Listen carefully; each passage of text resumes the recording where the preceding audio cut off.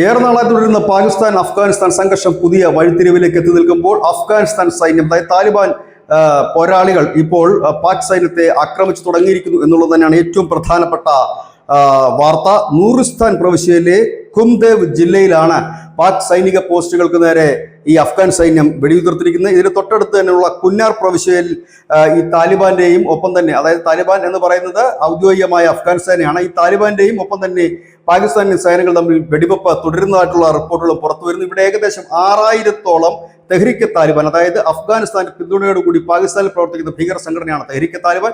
ഈ തെഹ്രിക്ക് താലിബാന്റെ ഭീകരരും ഈ പ്രദേശത്ത് തമ്പടിച്ചിട്ടുണ്ട് എന്നുള്ള വിവരം കൂടി പുറത്തു വരുന്നു. കഴിഞ്ഞ കുറെ കാലമായി പാകിസ്ഥാൻ ബന്ധം അത്ര സുഖകരമായിട്ടായിരുന്നില്ല മുൻപോട്ട് പോയിരുന്നത്.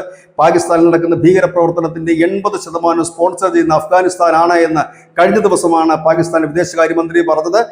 അഫ്ഗാനിസ്ഥാന് മനസ്സിലാകുന്ന വെടിയുണ്ടകളുടെ ഭാഷയാണ്. തങ്ങൾ അത്തരത്തിൽ നീങ്ങും, പാകിസ്ഥാൻ നേരെ ആക്രമിക്കും എന്നൊരു മുന്നറിയിപ്പ് കൂടി പാകിസ്ഥാൻ നൽകിയിരുന്നു. ഇപ്പോഴേതായാലും അഫ്ഗാനിസ്ഥാൻ പാക് സൈന്യത്തിന് നേരെ വലിയ രീതിയിൽ തന്നെ ആക്രമണം അഴിച്ചുവിട്ടിരിക്കുകയാണ്. ഇതിനിടയിലാണ് അഫ്ഗാനിസ്ഥാന്റെ വിദേശകാര്യമന്ത്രി ഈ മാസം അവസാനത്തോടു കൂടി ഇന്ത്യ സന്ദർശിക്കുന്നത്. ഇതാദ്യമായിട്ടാണ് അഫ്ഗാൻ വിദേശകാര്യ, അതായത് ഈ താലിബാൻ അധികാരം ഏറ്റെടുത്തതിന് ശേഷം അവിടെ നിന്ന് ഒരു വിദേശകാര്യമന്ത്രി ഇന്ത്യയിലേക്ക് എത്തുന്നത്. നേരത്തെ ഈ വിദേശകാര്യമന്ത്രി പാകിസ്ഥാനിലേക്ക് പോകാൻ ശ്രമിച്ചപ്പോൾ UN ഐക്യരാഷ്ട്രസഭ വിസ നിഷേധിച്ചിരുന്നു. പക്ഷേ ഇന്ത്യയിലേക്ക് വിസ ഇപ്പോൾ അനുവദിച്ചിട്ടുണ്ട്.